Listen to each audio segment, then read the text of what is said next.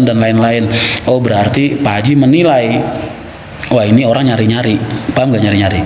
Jadi Pak Haji mungkin beranggapan bahwa saya ini orang gimana sih maunya?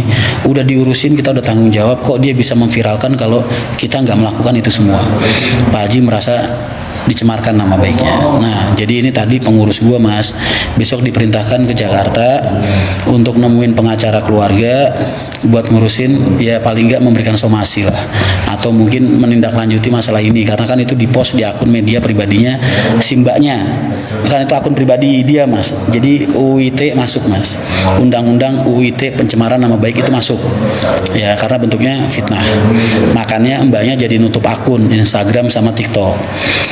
Begitu Mas. Jadi besok ini, wah ini info valid. Orang yang disuruh aja belum berangkat Mas, baru packing. Tapi kalian udah dapat informasinya. Layak nggak informasi kayak gini gua jual seharga paus?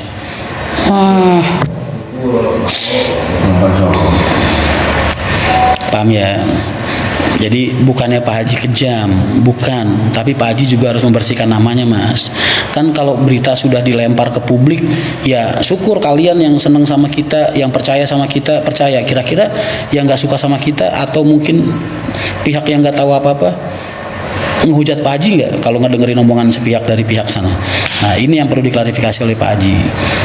Tuh, jadi tujuannya bukan karena Pak Haji kejam, bukan, tapi Pak Haji juga punya hak untuk membersihkan nama baik beliau. Begitu ya Mas. Sudah Mas? Kalau membersihkan namanya minta maaf ke korban. Nah ini salah satu bentuk orang-orang yang kemakan opini dan narasi penggiringan dari salah satu pihak yang isinya buat gua fitnah. Makanya timbul nih orang-orang yang komen kayak gini, kalau pengen nama baiknya dibersihkan ya ganti rugi lah, apa tanggung jawab lah. Nah ini kan berarti salah satu bentuk kenapa Pak Haji harus melakukan tindakan ini gitu, supaya orang-orang ini nggak komentar seenak jidatnya. Begitu Mas. Paham ya Mas? Mas Rian sekarang jubir HR ya. Ya Allah ya Karim Mas. HR masih ekonomi 4 unit. Itu gue udah ngurusin Mas. Sampai sekarang yang nerusin juga adik-adik gue. Ya kan?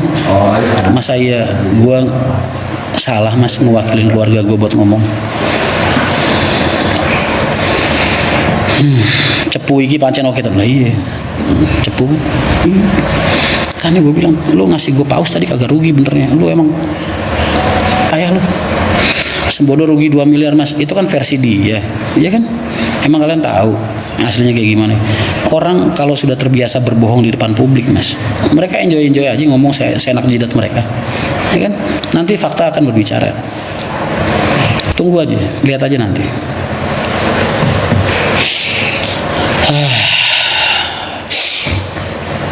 Sudah ya.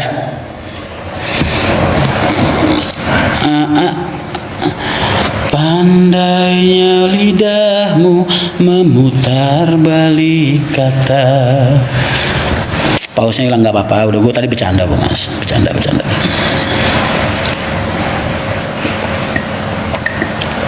Kapan sidang Sembodo? Gue dipanggil penyidik aja belum. Lagian Mas, kalau gue masuk penjara gara-gara kasus penipuan mengaku sebagai pemilik PT Mahendra Transport Indonesia, Mas, gue nggak malu Mas, nggak malu. Gue adepin. Ya memang kesalahan dan kebodohan gue Mas. Pak Haji jadi payung buat puluhan ribu orang Mas. Jadi kalau Pak Haji membersihkan namanya dan mengklarifikasi tuduhan-tuduhan itu, bahwasanya itu adalah fitnah, tidak sesuai dengan fakta, ya saya anggap itu langkah yang boleh-boleh saja dan memang layak untuk dilakukan tanpa mengurangi rasa bela sungkawa dan bentuk tanggung jawab Pak Haji sama korban. Pak Haji nyabet bisnya itu tahun 2008. Iya benar 2008 atau 2007 lah. Enggak Mas, udah JB2 kok 2012.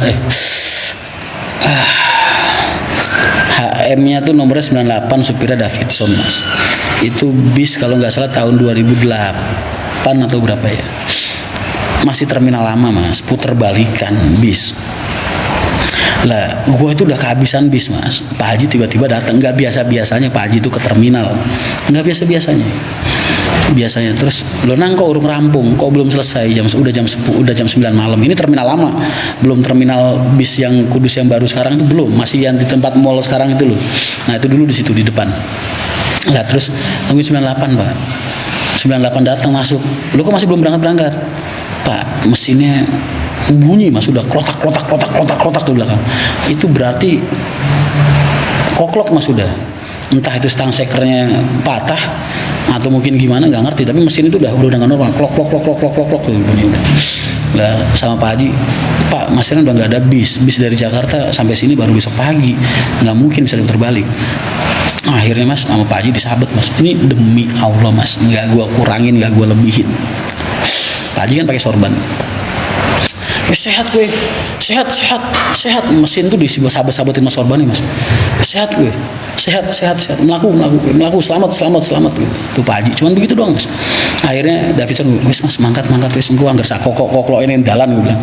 Yang penting keluar dari terminal. Jadi ya otak gue mungkin kalian anggap jahat ya, karena gue ngomong udah lu jalan aja udah, ntar kalau kokok di jalan pikir belakangan lah, yang penting jalan, kelihatan jalan penumpang biar tenang, gue bilang. Bener Mas, jalan itu bis dijalanin Mas. Tahu nggak lu Mas, kuat sampai rumah makan dong, kuat sampai Bukit Indah. Zaman dulu masih di Bukit Indah, belum punya rumah makan sendiri.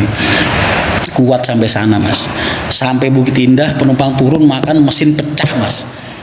Tuh, itu kejadian nyata, mesin pecahnya di situ. Padahal udah koklok dari terminal Kudus. Akhirnya apa? Bis yang dari datang Jakarta yang kosongan kan udah datang. Jadi nggak terlalu lama penumpang nunggu ini. Akhirnya berangkat Mas. Bukit Indah itu di mana Mas? Di depan rumah makan Menara yang sekarang Gringsing. Persis di depannya. Seberangnya itu Bukit Indah. Dulu kita makannya di situ sebelum punya ini. Sehat-sehat. Oh terima kasih Mas, terima kasih. PO kau tanggung jawab dikit nah kan? Wajar nggak kalau Pak Haji mau ngebersihin namanya dengan jalur hukum karena adanya komentar-komentar yang kayak gini nih? Wajar kan? Wajar. Jadi jangan dibilang Pak Haji kejam ya. Oke, terima kasih banyak. Gua rasa udah cukup. Terima kasih.